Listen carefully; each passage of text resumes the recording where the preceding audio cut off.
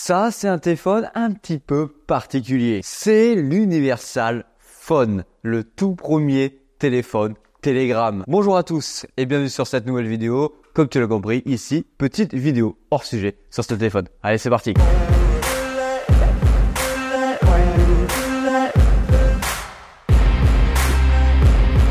Bien sûr, comme d'habitude, n'hésite pas à t'abonner et à liker pour voir plus de vidéos de ce genre à l'avenir. Alors concrètement, ce téléphone, il est fait par la structure 8 Laboratoire en bon français. C'est un accès direct à l'univers de la blockchain Toncoin, la blockchain native de Telegram. Mais ne t'inquiète pas, je ne vais pas rentrer dans ces détails-là. Nous, ce qui nous intéresse ici, c'est le produit en lui-même. Déjà dans la boîte, tu vas pouvoir retrouver une coque, un câble USB type C et le téléphone. Niveau design, tu peux remarquer qu'on est sur un design assez classique. À l'avant, on a un écran qui ne globalise pas l'entièreté du téléphone comme bon nombre de téléphones à ce prix-là, qui est de 150 €. Tu peux remarquer qu'on est clairement dans les normes de ce genre de téléphone à ce prix-là. À l'arrière, tu vas pouvoir retrouver deux capteurs photo avec un petit écran ici qui s'appelle le Minuscreen. J'en parlerai après car je trouve ça ultra intéressant sur ce genre de produit. En soi, sur le design du téléphone, on est sur un téléphone avec un dos assez brillant et qui laisse quand même beaucoup les traces de doigts. On est sur un téléphone qui fait 169,5 mm de hauteur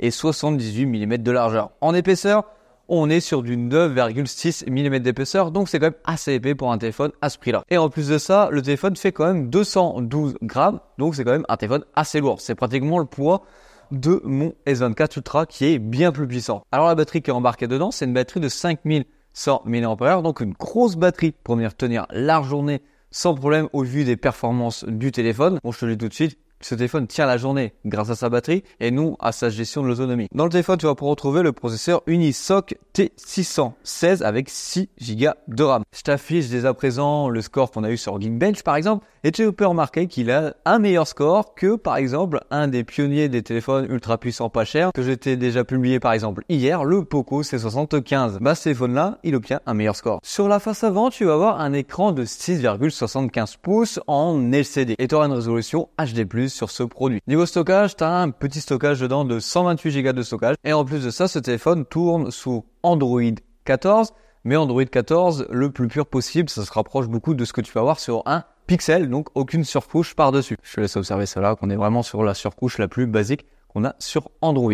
Mais pour moi, la chose la plus intéressante sur ce téléphone-là, c'est son petit screen à l'arrière qui va te permettre d'avoir le solde, en gros le token du produit par exemple, et tu peux avoir aussi les tendances du marché crypto-monnaie. Tu as aussi bien sûr tout ce qui est notification qui est affiché sur cet écran-ci, mais la chose la plus intéressante selon moi, c'est d'avoir un retour de ton appareil photo sur un téléphone dit standard, au format standard. Et moi cette fonctionnalité-là qu'on a juste ici, je la trouve juste impressionnante et hyper intéressante à établir sur nos gros téléphones haut de gamme actuellement. Alors certes, c'est pas très joli, mais ça apporte quand même quelque chose d'assez intéressant. Pourquoi pas mettre tout simplement une petite bulle comme un autre capteur pour avoir notre petit retour si on veut se prendre avec les meilleurs capteurs photo de notre appareil photo tout simplement. Et en plus de ça, d'avoir tout simplement toutes nos notifications affichées dessus, je sais pas ce que t'en penses, mais moi j'aime beaucoup. N'hésite pas à me le dire en commentaire si toi, un petit écran comme ça à l'arrière de ton téléphone standard au format classique, tu apprécierais. Et ah ouais, j'ai oublié de te préciser au niveau de la photo, on a un 50 mégapixels, ce qui est un gros capteur, mais en soi, les photos qui en sortent ne sont pas du tout au rendez-vous, et ils sont plutôt au rendez-vous d'un téléphone à 150 €, même voire moins. Je te laisse avec quelques clichés qui t'es pris avec ce téléphone, et aussi quelques vidéos. Parti pour la partie vidéo. Voilà, donc c'est assez correct en vrai en vidéo de ce côté-là. On a quand même un gros capteur de 50 mégapixels, donc ça fait vraiment le taf. Pour ce genre de prix et de produit. Alors là, on va partir sur une petite partie beaucoup plus technique pour les personnes qui pourraient s'intéresser à ce produit-ci et pourquoi il existe. On va partir tout simplement faire une petite interview de HP, de la chaîne My Wallet Finance, qui va nous en parler un petit peu plus sur ce sujet-ci. Bon, du coup, concrètement, ça sert à quoi, monsieur HP de la chaîne My Wallet Finance? Tu peux aller t'abonner, s'il te plaît? Non, je rigole, je passe à l'intro. Salut. Bon, en vrai, ce téléphone-là, il sert à quoi concrètement? Parce que c'est un téléphone à 150 €, mais il y en a déjà plein sur le marché à ce prix-là. Est-ce que ça vaut le coup? À quoi ça sert? Alors déjà, c'est un téléphone Web3. Ouais. Donc Web3, ça signifie que tu vas pouvoir interagir plus facilement avec la blockchain. D'accord. Et quelle blockchain? Alors, essentiellement la blockchain de Toncoin. D'accord.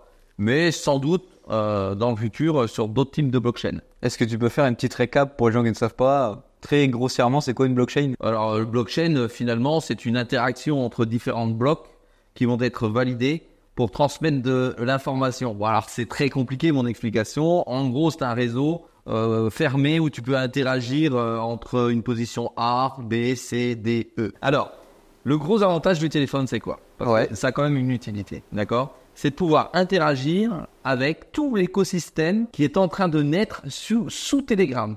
Telegram, c'est un réseau social immense où il y a, je crois que c'est plus d'1 million de personnes qui s'inscrivent. Je crois que c'est en 24 heures, hein, encore aujourd'hui. C'est énorme. D'accord? Il est en train de bousculer les codes des réseaux sociaux. C'est un réseau social fermé. Alors, il est décrit ou pas par certains gouvernements parce qu'il y a certaines informations qui circulent dessus ou pas, qui sont autorisées ou pas. Donc, je vais essayer de t'expliquer simplement quelle est l'utilité concrète au travers de Telegram du téléphone.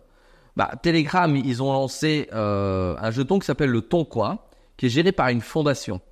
Et cette fondation, elle a donc créé des apps et un wallet qu'elle a glissé directement sur Telegram. Ça veut dire que il y a plein de sociétés qui lancent des projets Web3 avec des apps sur Telegram directement. Alors tu peux avoir du jeu, tu peux avoir du casino, tu peux avoir d'autres jetons qui vont avoir des utilités, d'accord, au travers de Telegram. Et le Toncoin, lui, va permettre de régir tout ça au travers de sa blockchain. Ce téléphone, il est conçu, d'accord, pour faciliter l'utilisation sous Telegram de la blockchain. Il a été lancé par Yoster Lams, je crois. C'est ça en beau français, l'huître laboratoire. Voilà, c'est ça. Et du coup, eux-mêmes ont lancé leur propre jeton qui est déjà présent sur les wallets, mais qui a pour l'instant aucune utilité et aucune valeur puisqu'on est au début du lancement de ce type d'outil. Donc l'avantage, c'est que ça va sécuriser tes crypto-monnaies parce que tu auras ça sur un téléphone qui est dédié. Tu auras les apps qui vont être dédiées et ça va faciliter l'utilisation. Voilà, on arrive sur la fin de cette vidéo. J'espère qu'elle t'aura plu. N'hésite pas à me dire en commentaire ce que tu penses de ce genre de produit à l'heure actuelle. Est-ce que ça a un avenir ou pas? Et surtout, qu'est-ce que tu penses du mini screen à l'arrière qui, selon moi, est une bonne chose qu'on pourrait apporter sur nos téléphones pour nous faciliter par exemple la photo et nous afficher des informations ultra intéressantes comme un Galaxy Flip, mais cette fois-ci sur un téléphone beaucoup plus classique. Bon allez, comme d'habitude, c'était Hugo. Allez, bisous!